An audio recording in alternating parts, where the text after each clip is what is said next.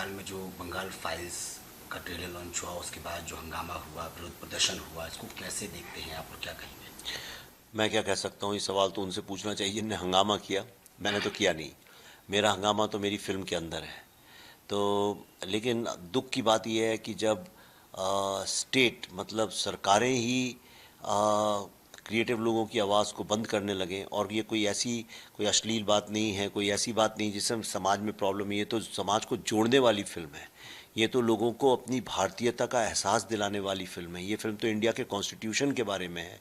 ये फिल्म इस बारे में है कि भारत का विभाजन किस गंदी पॉलिटिक्स के कारण हुआ था, और वो पॉलिटिक्स आज भी बंगाल में विद्यमान है, और कैसे उससे हम निर्वाण पा सकते हैं।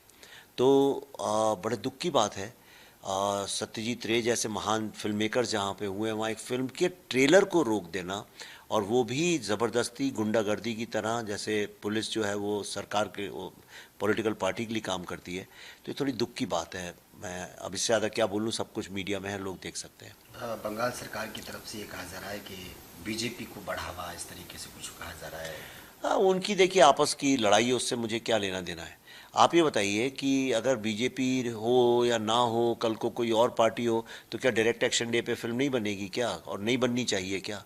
आज हिंदू हिस्ट्री पे फिल्में बनती नहीं हैं। मैंने कोशिश की है, और यही सारा प्रॉब्लम है। ये इंडिया जो है, यहाँ पे हिंदू हिस्ट्री के बारे में बात करना गलत माना जाता है, और लोग डरते हैं उसके बारे में बात करने से। तो मैंने निडरता के साथ, बिना डरे हुए वो फिल्म बनाई है, एक जो सत्य पे आधारित है, और उसका एक एक चीज़ जो है पूर्णतः प्रमाणित सत्य है। तो वो फिल्म तो बननी चाहिए। इतने लोगों का कत्लेआम हुआ डायरेक्ट एक्शन डे में, हज़ारों लोगों को मार डाला गया, फिर नुआखली जेनोसाइड में मार दिया गया, अभी मुर्शिदाबाद में, बंगाल में राइट्स हुई हैं। तो क्या उसके ऊपर फिल्में नहीं बननी चाहिए? मणिरत्नम साहब ने बनाई रोजा, दिल से, बॉम्बे, ये सब तब तब सब सही चलता था लोगों को।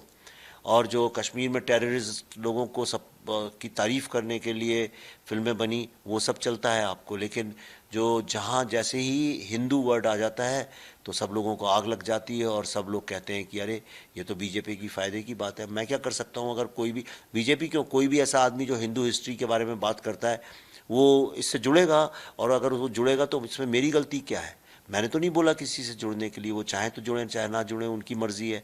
तो इससे अगर समझिए देश, इससे फ़ायदा किसका होगा मैं ये बता सकता हूँ। भारत के जितने यूथ है और जो जेन ज़ी है, उसका फ़ायदा होगा। क्योंकि हम लोग ना अपने दुख की, अपने पीड़ा की बात नहीं करते हैं। उनको समझ में आएगा इस देश ने क्या खोया है, और ये चेतावनी देगा उनको, ताकि वो कुछ ऐसा करें कि आगे हम ऐसा कुछ ना खोएं।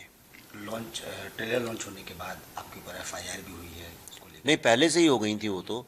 ट्रेलर लॉन्च क्या, ट्रेलर जब पता भी नहीं था उन्हें क्या फिल्म है, सब्जेक्ट क्या है, तभी एफआईआर लॉन्च की थी। ये पॉलिटिकल स्ट्रेटजी है, ठीक है। एफआईआर एक लीगल प्रोसेस है, और पर उसमें बड़ी हंसी की बात यह है कि पुलिस जो है एफआईआर तो भेज देती है, और कई सारी धाराएं, लेकिन ये नहीं बताती किस चीज़ के लिए एफआईआर है, किस बात पे। जो चीज़ फिल्म रिलीज नहीं हुई उस पर क्या एफआईआर हो सकती है? उस पर कोई ऑब्जेक्शन उठा सकता है, साहब हमको इनकी शक्ल नहीं पसंद, इनने लाल रंग के कपड़े क्यों पहने हैं, हमें नहीं पसंद, हमारी भावना आहत हुई, चलिए ऐसी बेवकूफ़ी की बात हो सकती है। लेकिन जो फिल्म रिलीज़ नहीं हुई उस पर किस बात की एफआईआर? हमने कोई गुनाह किया है क्या? सीबीएफसी से सर्टिफिकेट लिया है और एक फिल्म को रिलीज़ करने जा रहे हैं, ये तो कोई गुनाह की बात है क्या? जिस देश में शराब बिकती है उस पर तो कोई एफआईआर नहीं करता, जिससे हज़ारों लोग मर जाते हैं। सिगरेट बिकती है जहाँ पे लोग मर नहीं जाते सिगरेट पी के इतने सारे लोग, तो उन पे तो एफआईआर नहीं होती।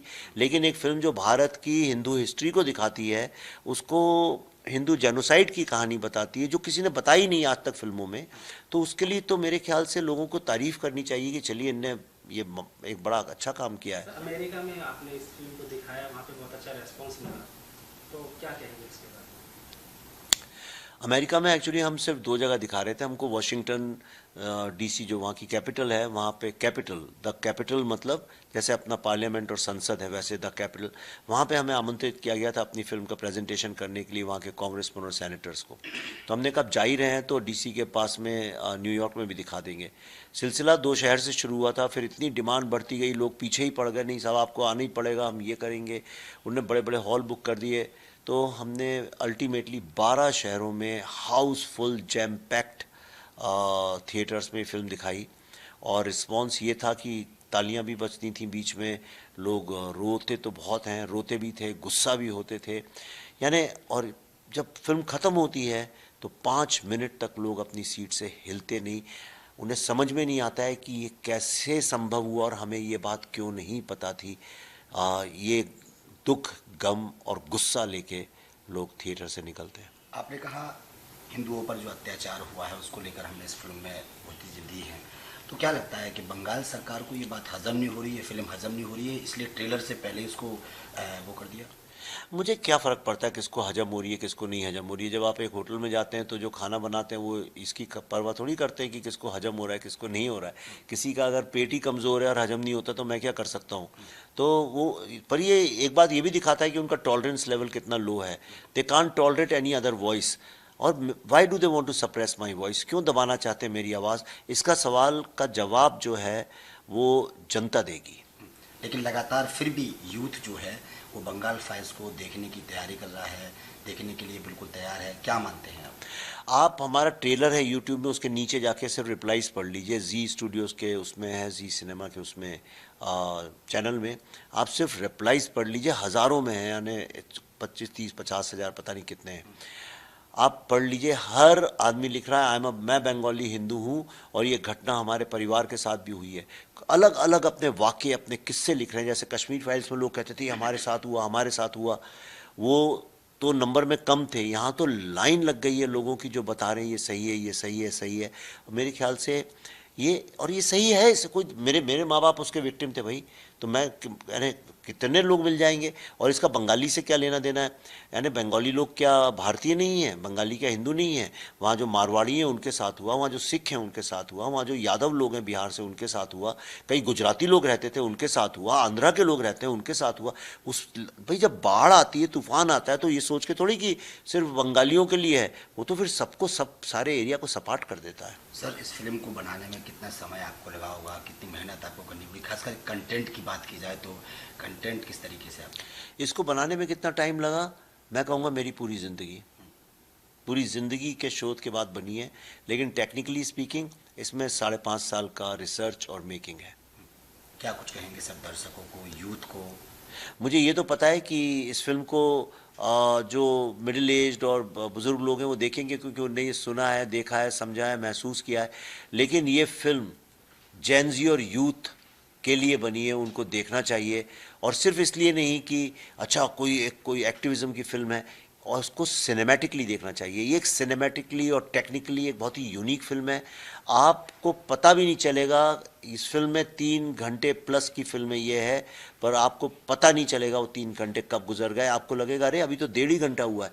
This is such an engrossing film and I request all the Gen Z and young people to watch this film. Star cast में किसका रोल है? मिथुन चक्रवर्ती जी का क्या कुछ रोल है उसमें?